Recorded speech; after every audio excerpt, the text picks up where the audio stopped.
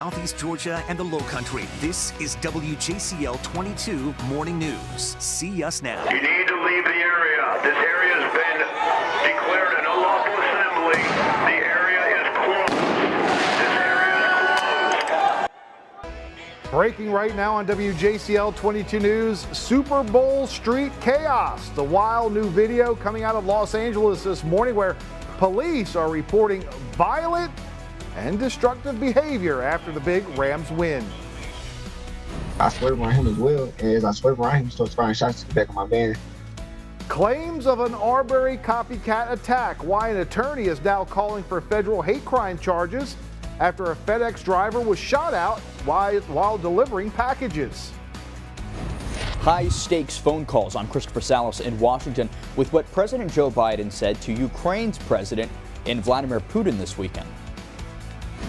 Blockade broken. The world's busiest border just reopened. The restrictions that sparked major protests.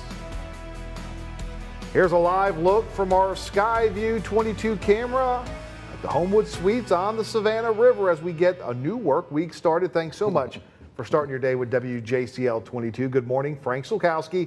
Meteorologist Jonathan Myers is here, and we've talked about it all morning. Today is a day of love. Yes. Are we going to love the forecast? Not so much this morning. It is cold outside. Definitely have to bundle up. If anyone's taking their Valentine for breakfast this morning, coats will be needed, Frank, for sure. Well, put them on. Yeah, absolutely. Put them on. Here we go. Starting things off in school, too. And we're going to see a nice start to the morning. At least it's clear out there. Lots of sunshine. Grab the sunglasses. Lunchtime temperature 52. Some of us right now is feeling more like upper 20s and low 30s with that breezy west and northwesterly wind. And you can see later this afternoon after school, we'll see temperatures upper 50s to near 60. Now, live radar, nothing anywhere near. So there's some snow showers there well to our north from the mid-Atlantic around the nation's capital down through parts of Virginia. But for us today, we'll just see full sunshine that'll take you all the way through the afternoon. So here are the weather headlines. Lots of sunshine today. Like I said, cooler, but look how our temperatures bounce right back up closer to 70 by the middle of the week. And if you're making plans throughout the work week, mainly dry, at least all the way up into just about, let's say, about Wednesday afternoon, Wednesday evening, but we'll see chances for rain towards the end of the work week. But for today, sunshine. Melissa Hall is live this morning. And Melissa, a little cold to start things off on Valentine's morning.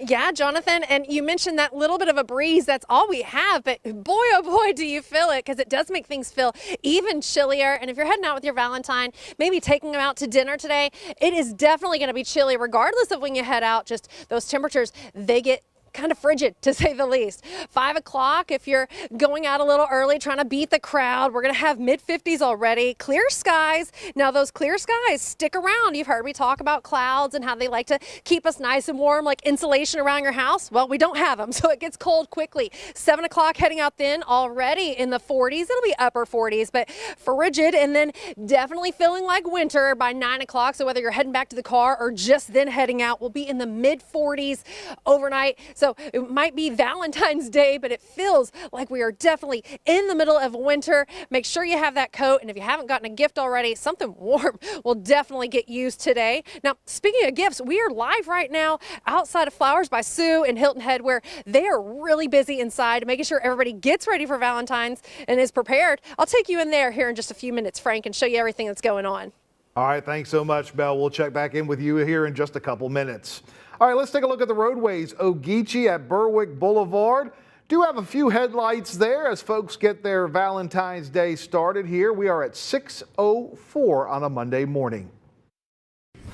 You need to leave the area. This area has been declared an unlawful assembly. The area is closed.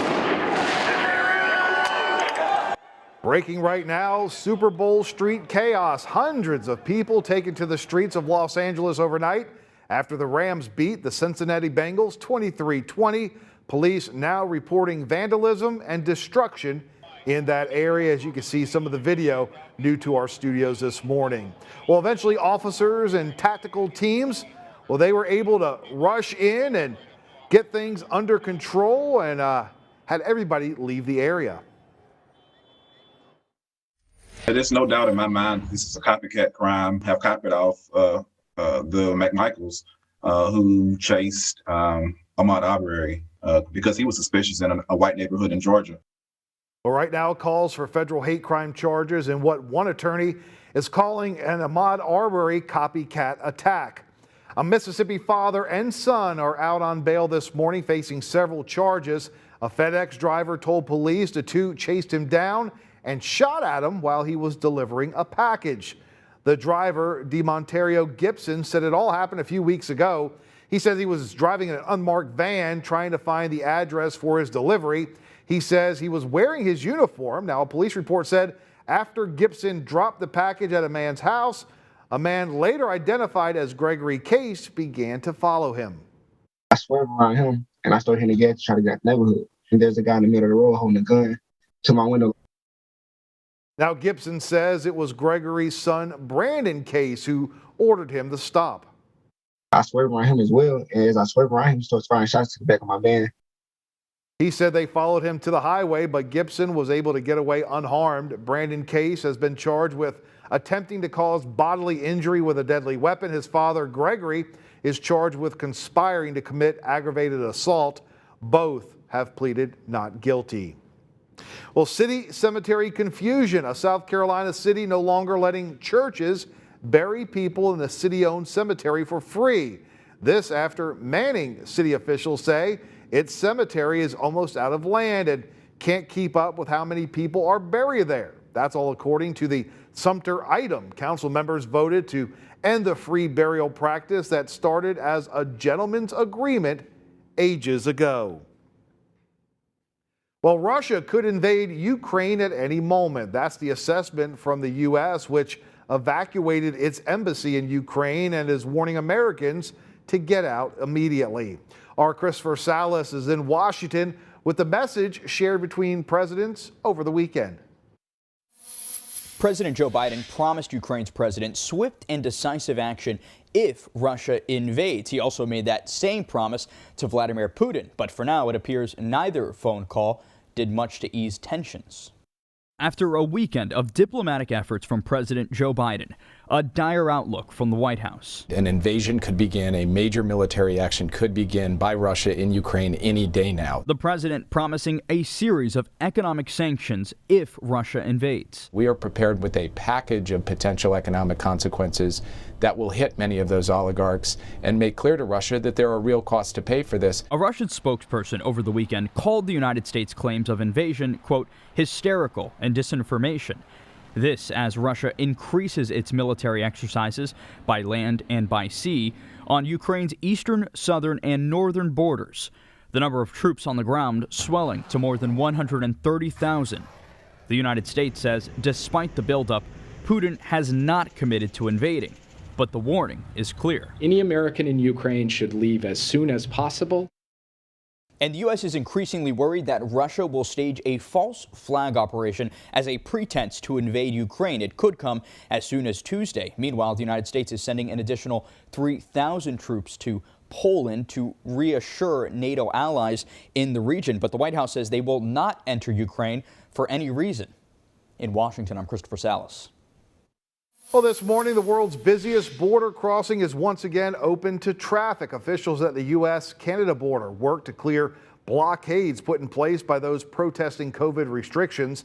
Officials are now arresting any person that blocks traffic on the bridge. They're also towing cars blocking that crossing.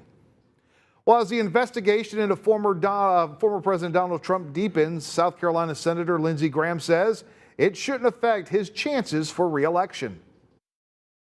Donald Trump is the most consequential Republican in the Republican Party today. He has a great chance of being president again in 2024 if he'll start comparing what he did as president versus what's going on now and how to fix the mess we're in. If he looks backward, I think he's hurting his chances. Trump is involved in several investigations all over the country. A New York investigation into his finances still ongoing. In D.C., the January 6th Commission has still yet to determine what role the former president played in last year's deadly insurrection.